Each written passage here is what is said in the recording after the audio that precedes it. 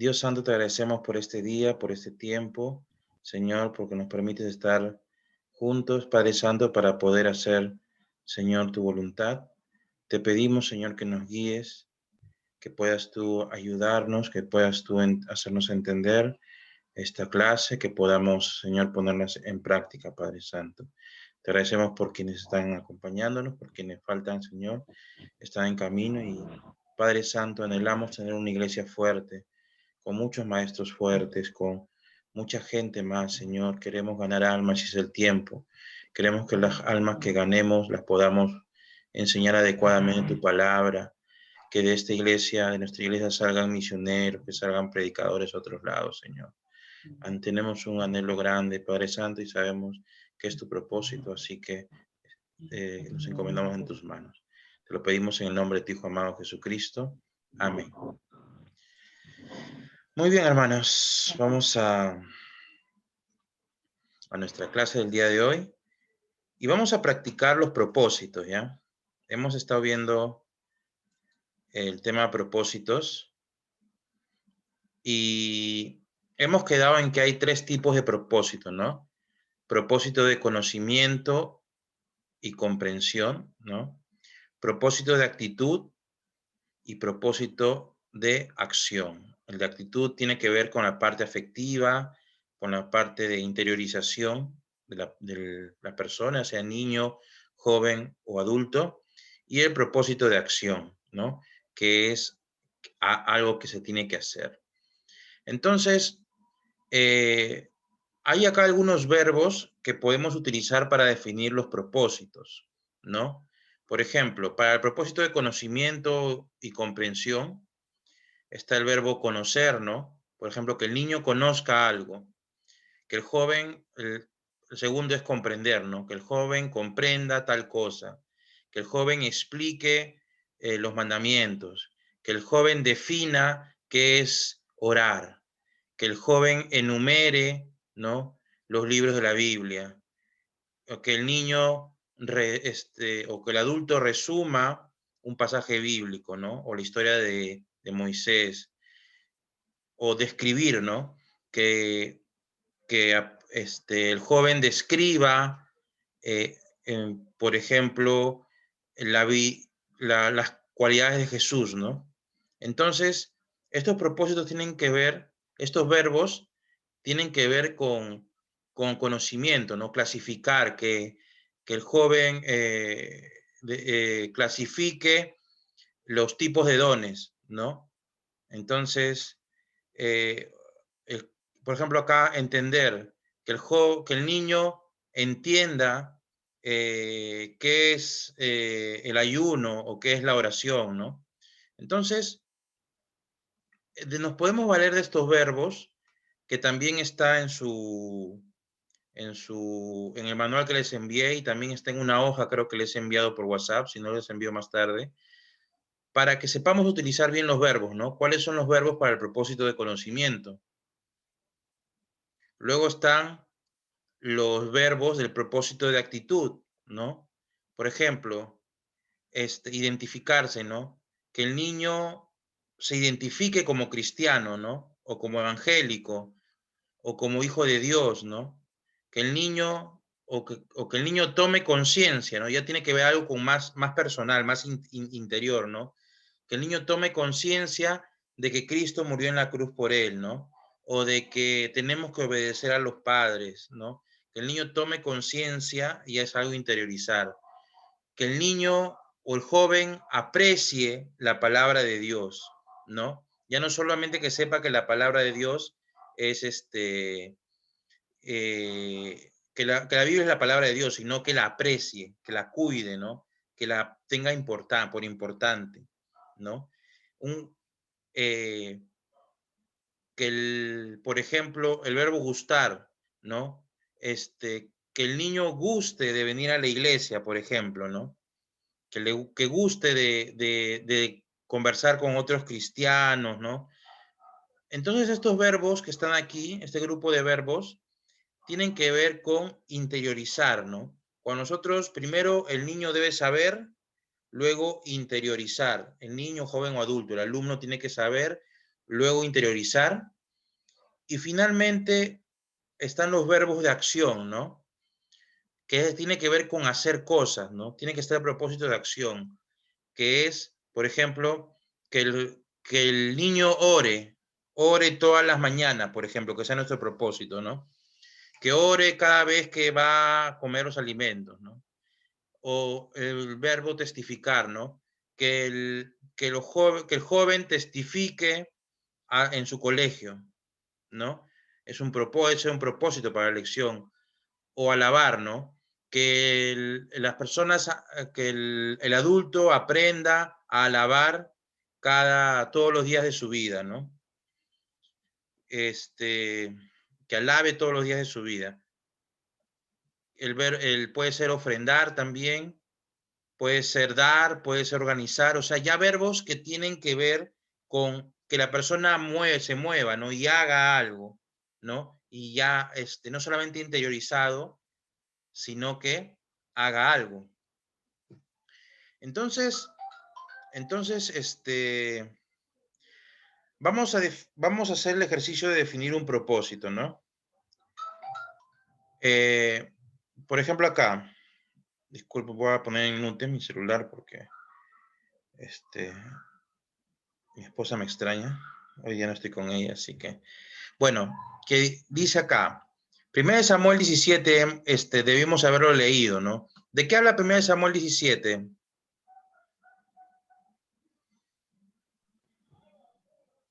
De David. David y Goliat, ¿no? Sí. La historia ya archiconocida. Entonces, de esa historia de David y Goliat es bien larga, ¿no? ¿Cuántos versículos son? Son como, pasó casi 60, 58. Sí, pues. Entonces es una historia larga, ¿no?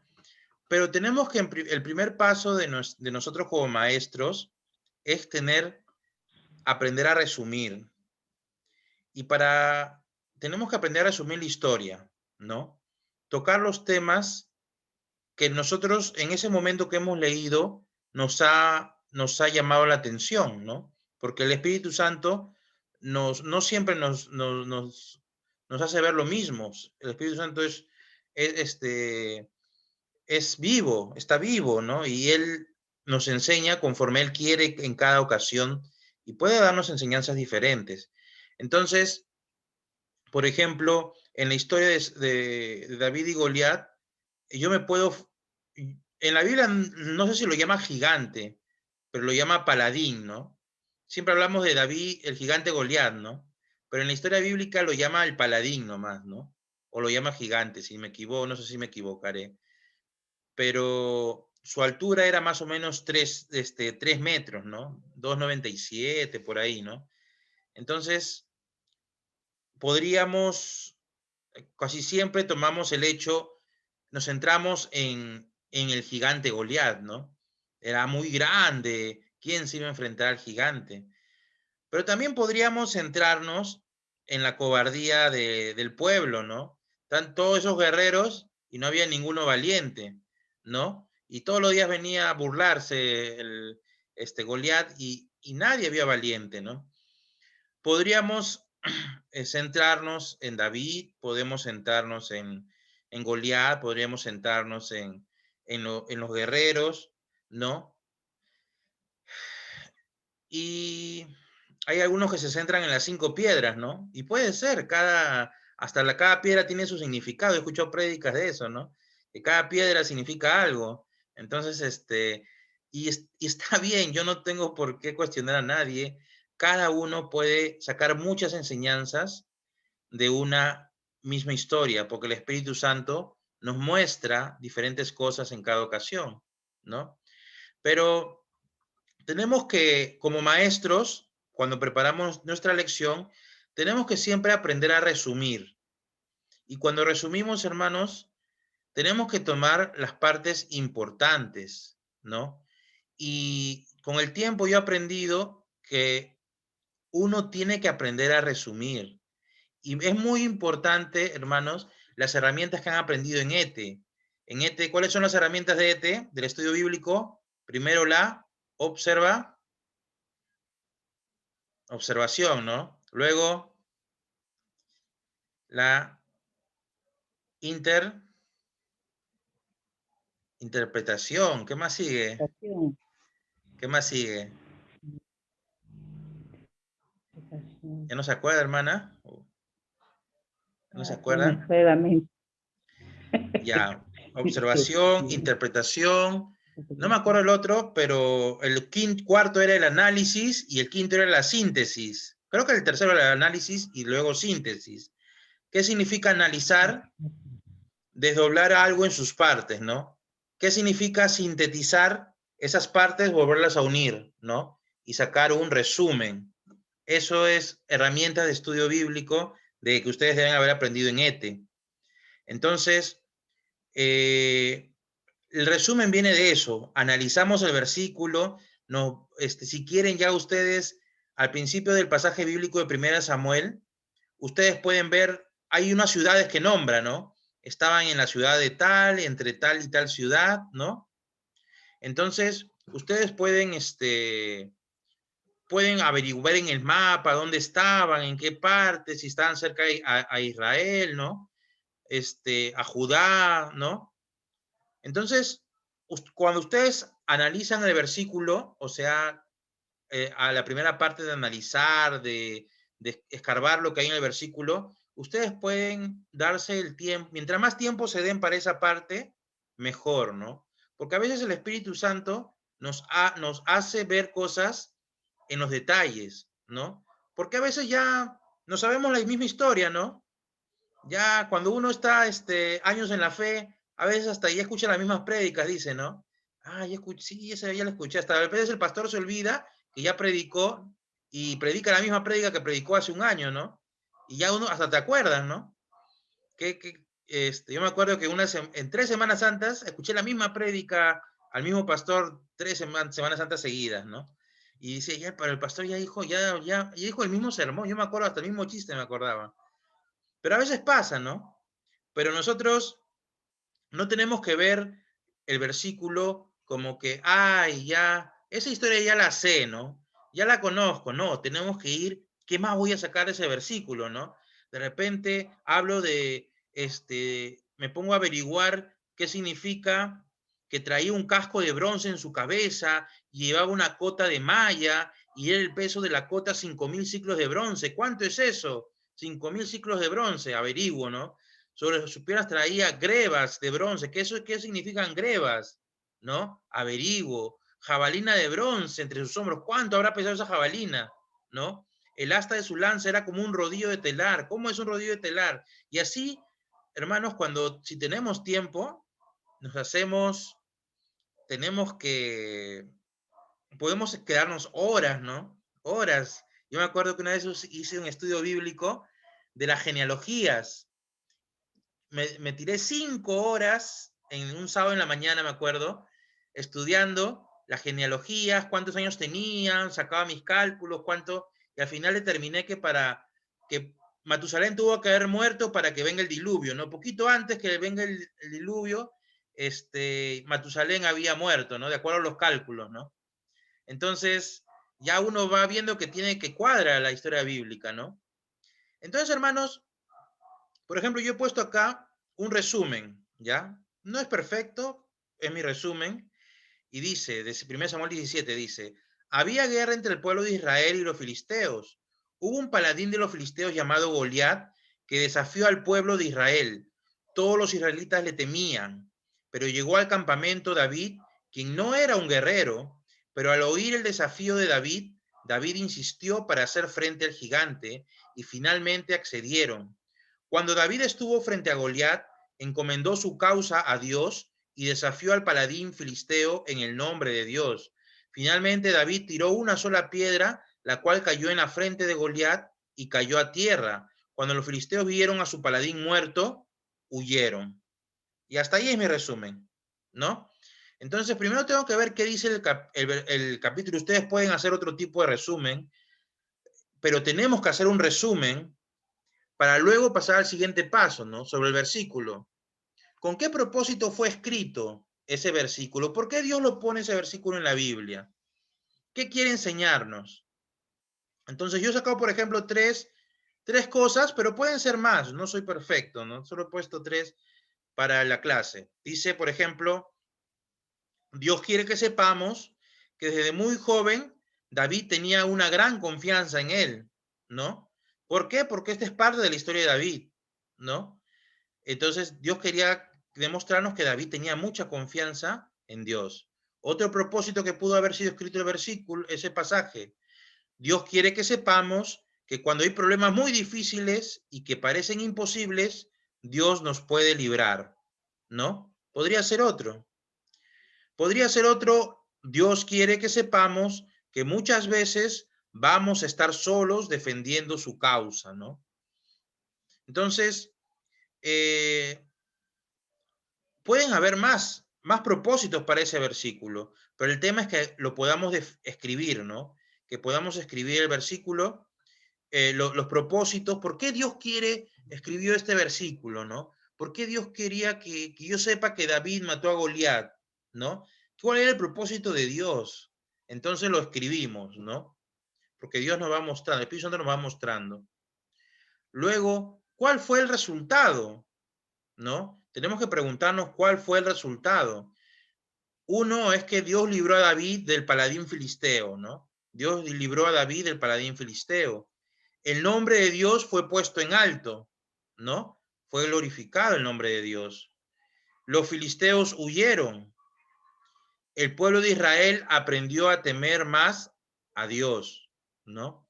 Entonces, ya vamos escarbando, vamos nosotros ya enfocándonos hacia la enseñanza principal, ¿no? ¿Qué significa? ¿Qué significa entonces este versículo? He puesto tres significados, ¿no? Que cuando estemos ante diversos problemas, Dios nos puede dar la victoria, ¿no? Si defiendo el nombre de Dios ante sus enemigos, Dios estará de mi lado. Es necesario que el cristiano sea valiente para enfrentar en el nombre de Dios todas las dificultades, ¿no? Entonces, hermanos, le he puesto tres ejemplos, pero ya cada uno para su lección va a ir viendo cuál es el significado más importante, ¿no? Entonces hemos visto algunas preguntas, ¿no? ¿Qué dice el versículo? ¿Con qué propósito lo dice el versículo? ¿Cuál fue el resultado de ese versículo? ¿Y qué significa el versículo para nosotros, ¿no? Y así vamos avanzando. Una vez que ya hemos escudriñado el versículo, le hemos dado vuelta, hemos hecho esas preguntas, nosotros definimos la enseñanza principal del pasaje, ¿no? Cuando nos enfrentamos a circunstancias difíciles, necesitamos aferrarnos a Dios y a enfrentar con valentía los problemas para poder tener la victoria, ¿no? Entonces, la enseñanza principal del pasaje tiene que estar orientándose ya hacia los alumnos, ¿ya? No solamente que tenemos que ver qué significa el versículo para mí, sino que ya siempre cuando estamos preparando una clase, la enseñanza del pasaje tenemos que irla orientando hacia los alumnos, ¿no? Entonces, ya esa es mi enseñanza principal. Luego de eso, ¿de qué manera práctica es otra pregunta, ¿de qué manera práctica los alumnos podrían aplicar esta enseñanza?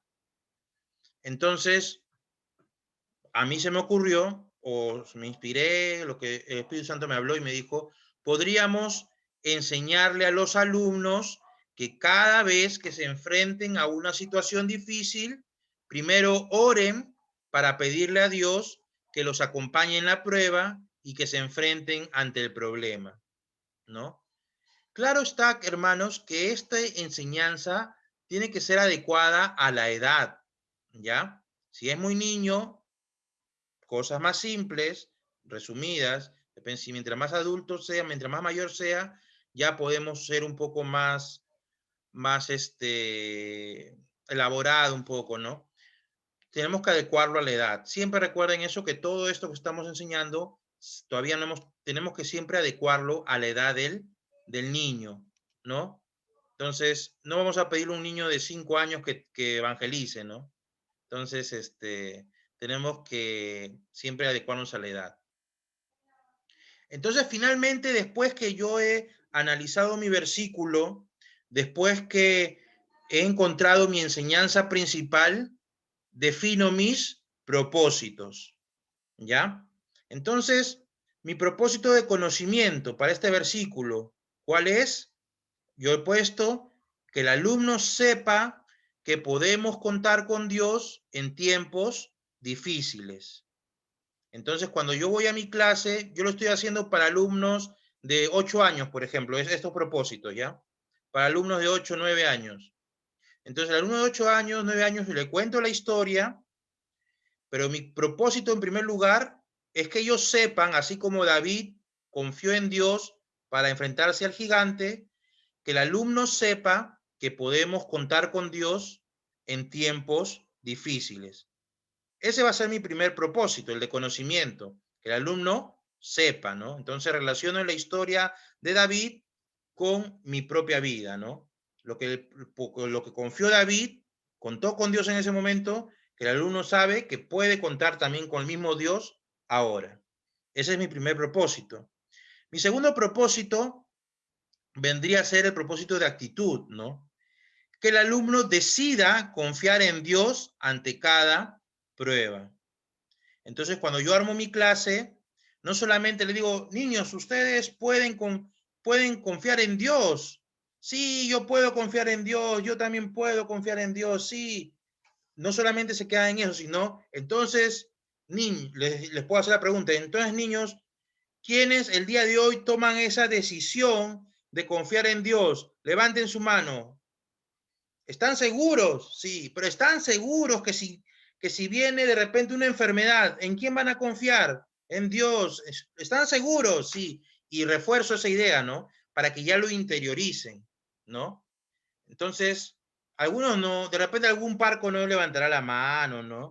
Pero ya estoy buscando cumplir mi propósito. No siempre todos van a responder como yo espero, ¿no? Pero ya mi clase está orientada a eso, ¿no? Y le puedo plantear situaciones, ¿no? De repente se chocó el carro de mi papá, y de repente se ha ido al hospital, pero Dios lo puede sanar, sí, Dios puede salvarlo. De repente mis papás se pelearon, pero Dios puede unir mi familia, sí, Dios puede, hay que confiar en Dios, hay que orar, hay que buscar a Dios, ¿no? Dios puede librarnos de repente de un asalto, sí. Entonces, pongo escenarios y los niños tienen que ya mostrar que están decidiendo confiar en Dios, ¿no? Al menos guío mi clase hacia eso. Y finalmente, ¿cuál es mi propósito de acción? Que el alumno ore cada vez que se enfrente a un problema. Entonces, de repente le puedo hacer el ejemplo, niños, ahora en este momento, me he enterado que mi tío está en el hospital. ¿Qué hacemos? Entonces, todos nos arrodillamos y oramos, Señor, así se ora, niños, Señor, ahora que es difícil, que mi tío está en el hospital, te pido que lo ayudes, ¿no? Entonces ya hacemos con ese ejemplo que le hacemos hacer en clase, ya le decimos, niños, así como hemos orado hoy día de ejemplo, ustedes en su casa pueden también, cuando hay un problema, ustedes pueden arrodillarse ante Dios y pedirle que los libre del problema. Ustedes pueden ir, ¿no? Entonces, para esto son los propósitos, hermanos, ¿ya? Para orientar bien mi clase, para que mi clase tenga una ruta, ¿no? Entonces, ya no voy a utilizar mi tiempo de la clase al máximo, ¿no? No voy a hacer juegos que no tengan nada que ver con la clase. Voy a tratar de hacer alguna dinámica que tenga que ver con la clase. No voy a hacer alabanzas que no tengan que ver con la clase. Voy a tratar de elegir una alabanza que tenga que ver con la clase, ¿no? Como ya tengo definidos los propósitos, voy a hacer una dinámica que tenga que ver con la clase, no una dinámica así. Pues yo me acuerdo, cuando no tenía algo preparado, porque no he sido el alumno perfecto tampoco, ya hacía el juego ya David y Goliat, ¿no? o Jericó, Jerusalén, para salir del paso, ¿no? Y los hacías pararse, sentarse, ¿no?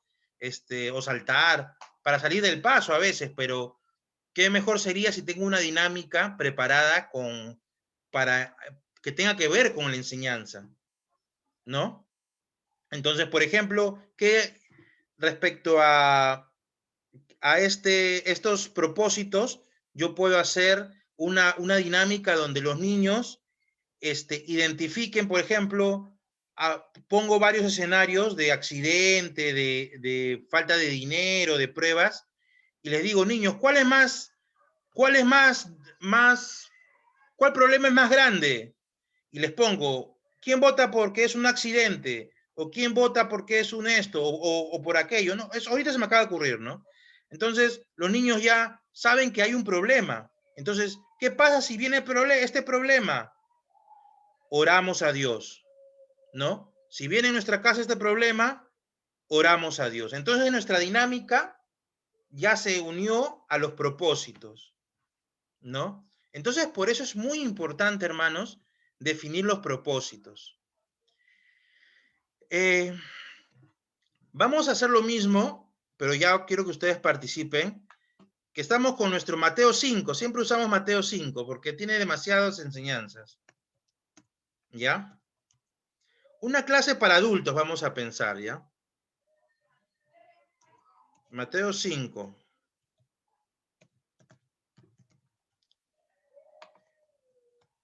¿Ya? Vamos a ir a un solo versículo de Mateo 5. Ahí sí quiero que participen. Mateo 5 del 14 al 16. ¿Ya? A ver, yo le di, hermana Rosa, el de versículo 14, para usted, ¿qué significa ese verso? Ya lo he leído muchas veces. El 14 nomás. Nos dice que somos luz. Ya. Que somos luz, no podemos escondernos. ¿A quién le Nos habla? ¿A dice que toda la somos humanidad? No, nos está hablando a sus, ¿cómo se llama? A los que creen en Jesús. A sus Ahí discípulos. lo está hablando a los discípulos, sí. Ajá, a sus Pero discípulos. ahora nos habla a los que queremos, a los que queremos Nosotros en somos sus Jesús. discípulos, ¿no? Entonces, Ah, tenemos que analizar. Cuando dice vosotros sois, ¿quién vosotros? ¿No? Los discípulos, ¿no? Nosotros somos sus discípulos.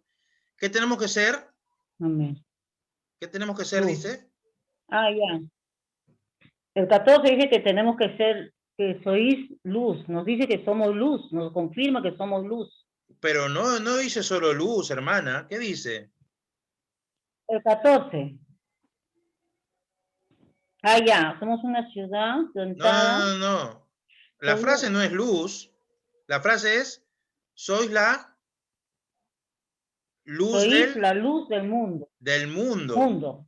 No somos una luz, Sí.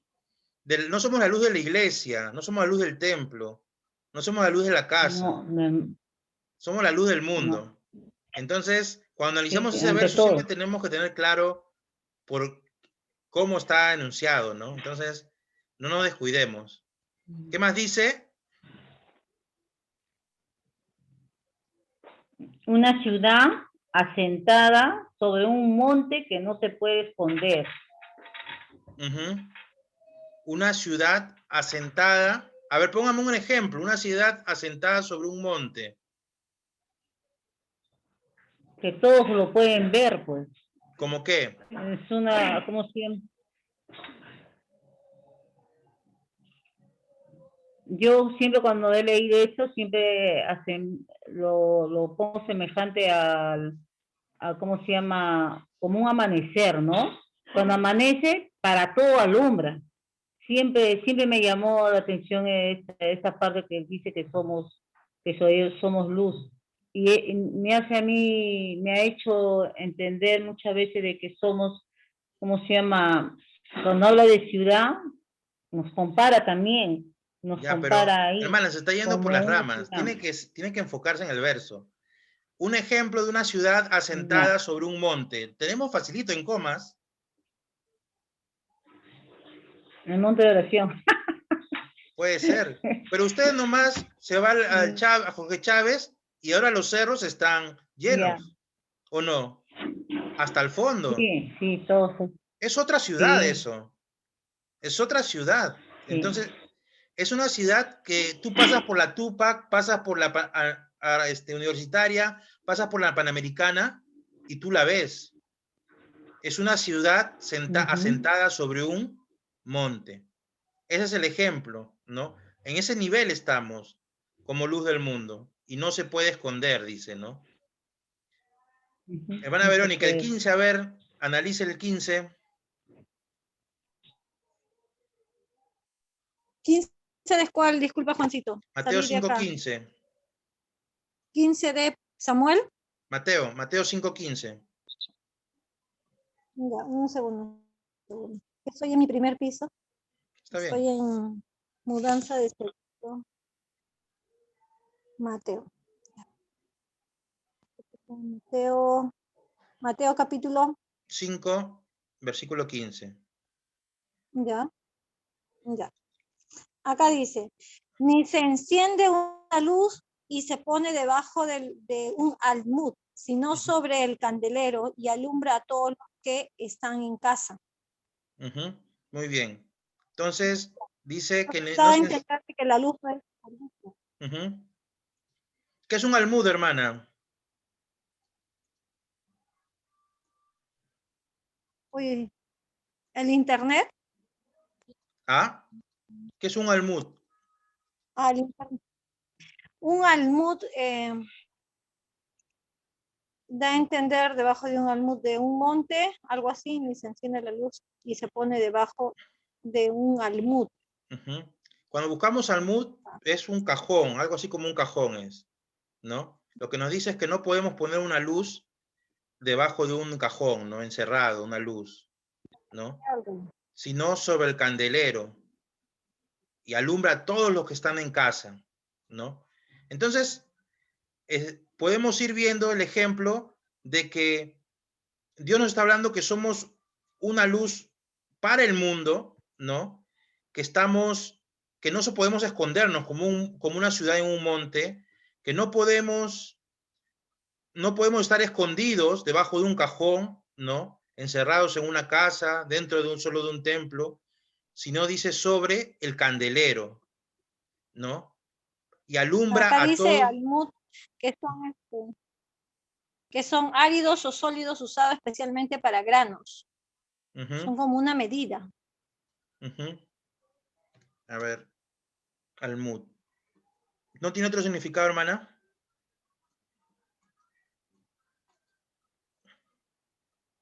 Según acá y cita esto, el texto de Mateo.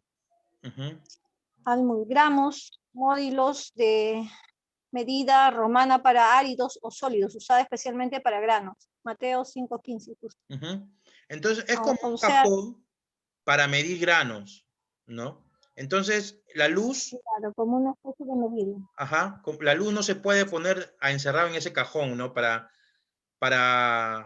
medir granos, no se puede esconder ahí el candelero, ¿no? Sino se tiene que poner el candelero para que alumbre toda la casa, ¿no? El 16 dice, así alumbre vuestra luz delante de los hombres, para que vean vuestras buenas obras y glorifiquen a vuestro Padre que está en los cielos, ¿no? Entonces, ¿cuál podría ser la enseñanza de este versículo? Ya, lo que entiendo acá es que dice, al decir ni se enciende, o sea, da a entender de que la luz no es por gusto, o sea, si no utilizara la palabra ni antes de la frase, ni se enciende una luz, o sea, yo no enciendo la luz por gusto, o sea, no la puedo poner debajo del lugar, debajo de un cajón, porque no tendría un propósito, sino que sobre el candelero, o sea, no debajo de, y alumbra a todos los que están cerca, obviamente. Así alumbre vuestra luz delante de los hombres para que vean vuestras buenas obras y glorifiquen a vuestro Padre que está en los cielos. O sea, a través de lo que nosotros podamos iluminar con nuestras acciones, van a, obviamente, a glorificar a nuestro Dios. Muy bien. Entonces, hermano Juan, ahí, ¿cómo se llama? Hay ahí directamente nos está diciendo que tenemos que ser buen testimonio, ¿no? Ujú. Claro. Dar buen testimonio. Ujú. Entonces, dentro de la enseñanza principal, claramente es que nosotros somos luz del mundo, ¿no? Y por ello, con nuestras buenas obras, debemos, debemos hacer buenas obras para que los hombres vean y glorifiquen a nuestro Padre que está en los cielos. Ya, ahora, tenemos esta enseñanza que lo conocemos bien bastante, ¿no? Lo hemos visto. Ahora, voy a hacer mi clase para adolescentes, ¿ya? Adolescentes, pensamos que son cristianos ya los adolescentes. Por ejemplo, un primer propósito, el de conocimiento, podría ser que los jóvenes sepan que son luz del mundo, ¿no? Si son cristianos, ojo, porque esto es para cristianos. Entonces, que los jóvenes sepan que son luz del mundo, ¿no? Podría ser la primera enseñanza de conocimiento, ¿no? Entonces, O también podría eso, ¿qué es, para qué sirve la luz y para qué sirve la luz? Ya que son dos palabras que son como un sinónimo, saber cuál es el sinónimo de luz y cuál es el sinónimo del almud, o el concepto, el uso. ¿No? De acuerdo a eso podemos darle a entender también. Porque claro, si citan esas palabras en otro texto, cita la sal, o sea, cuál es el uso de la sal, para qué sirve. Entonces, eso poderlo nosotros es de una forma figurada, utilizando algún elemento para poder enseñar las características del cristiano o al propósito que nosotros claro, está bien. Sin embargo, a lo que iríamos es basarnos en nuestro pasaje bíblico, ¿ya? Para plantear propósitos, basémonos en este pasaje bíblico solamente.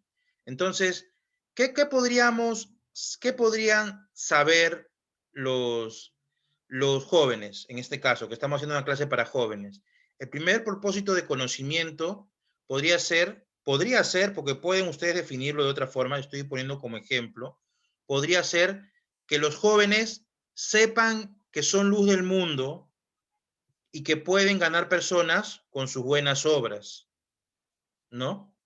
Podría ser un propósito de conocimiento. Entonces, pongo ese propósito de conocimiento para mi clase y sigo, ¿no?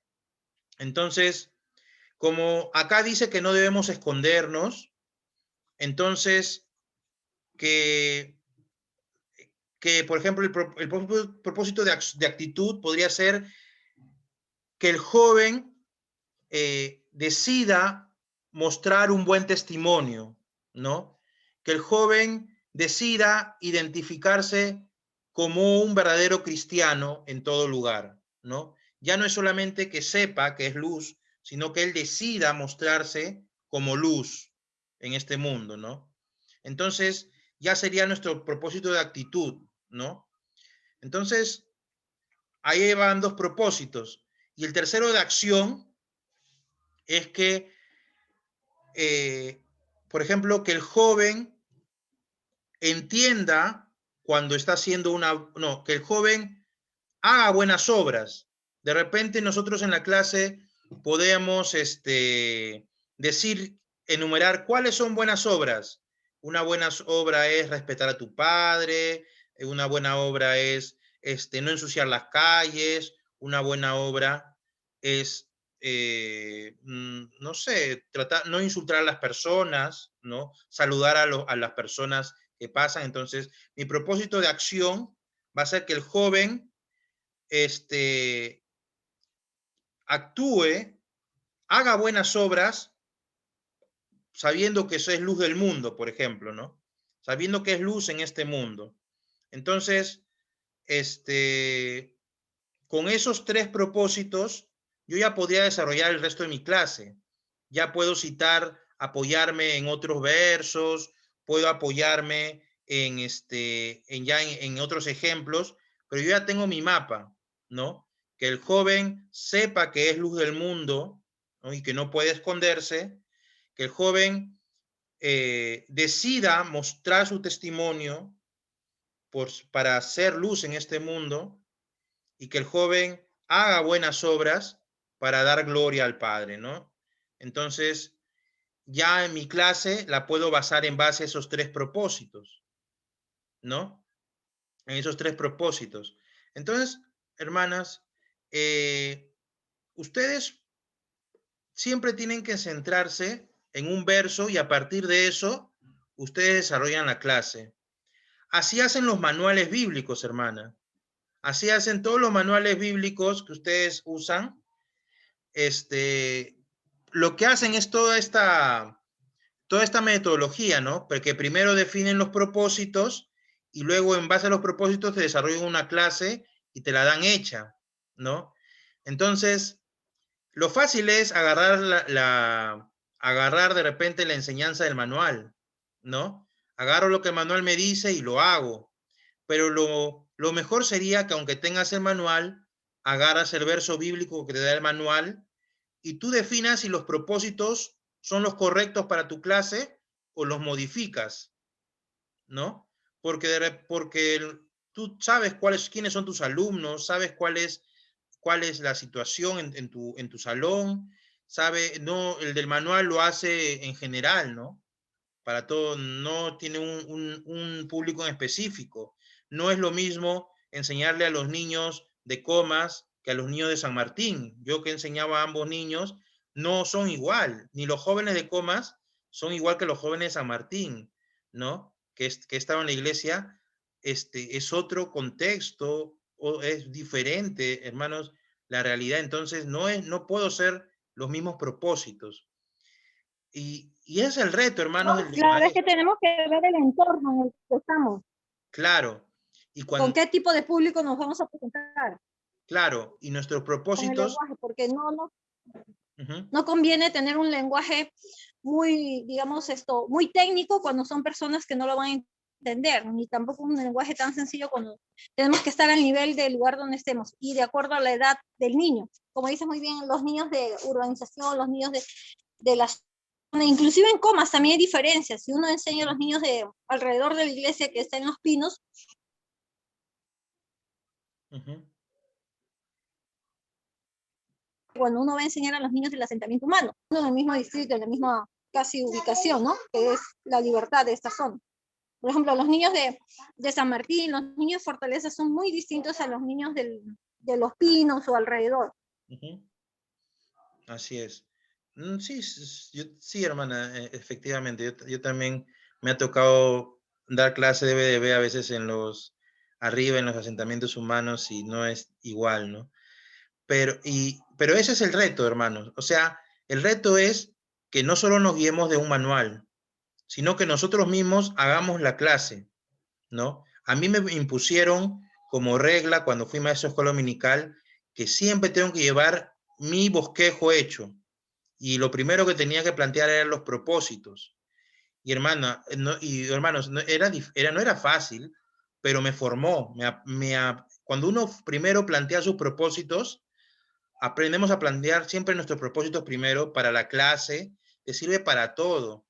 Es una práctica para preparar prédicas, es una práctica para poder dar charlas. Te enfocas, aprendemos a enfocarnos, ¿no? Entonces, el reto de esta clase es que podamos nosotros siempre tener claro nuestros propósitos y formar a las futuras generaciones que puedan ellos mismos también armar su clase aún sin manual, aún sin manual. Yo también he dado clases que no he tenido manual y me han dado ese reto, y hermano, no es fácil, pero una vez que agarras la onda, agarras la práctica, es muy poderosa más la enseñanza, aprovechas al máximo tu tiempo, aprovechas al máximo tu tiempo en la clase que tienes. Entonces, les voy a dejar de tarea para la próxima clase yo les voy a pasar la diapositiva, ya, las diapositivas del día de hoy al WhatsApp, y ustedes tienen que hacer también una clase, los propósitos para una clase, ¿no? De acuerdo como hemos enseñado. La hermana Eso. Siguiendo esto, Juan, siguiendo esto del conocimiento, la actitud y la acción. Ajá, así es. Ya. Ya. Entonces, para la hermana Rosa, Mateo 5, 17 al 20.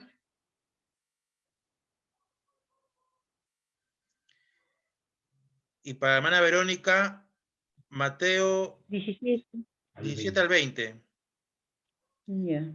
Eso es más para una clase para adultos. ¿Ya, hermana Rosa? Y Ya, hermana, hermano. Mateo 17:20. no, para usted, hermana Verónica, es Mateo 5, 21 al 26. Ya, Mateo 5:21. Así es. Y usted es para una Ya. clase de niños de 10 a 12 años. ¿Ya? Ya, pero igual mándalo al WhatsApp, porfa. Ya, está bien. Lo voy a mandar al WhatsApp de todas maneras. Ya. Muy bien, hermanas. Bueno, nuestro hermano Humberto está mal de salud y bueno, hemos perdido un poco el ritmo por el tema de la hermana María, pero vamos a seguir, vamos a colgar los videos, hermanos, y no va a ser vamos a seguir hasta el final con este curso y vamos a seguir formando maestros. Ese es algo que tenemos que poder lograr para que haya más maestros en la iglesia. Así que, hermanos, gracias por el tiempo que dan y nos despedimos. ¿Ya, hermanos? Hermana Verónica, por favor, despídanos en oración.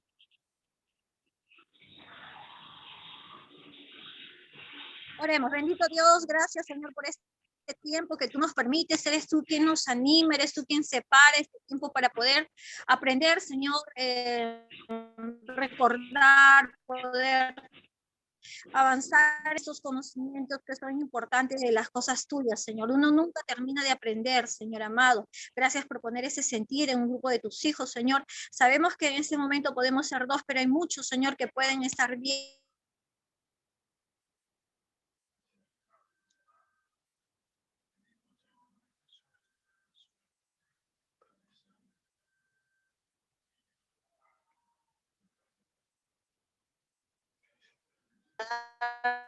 El 100% lo mejor que podamos dar para ti, Señor amado, sabiendo que cada palabra que vamos a sembrar en cada corazón, Señor, nunca tiene que volver vacía.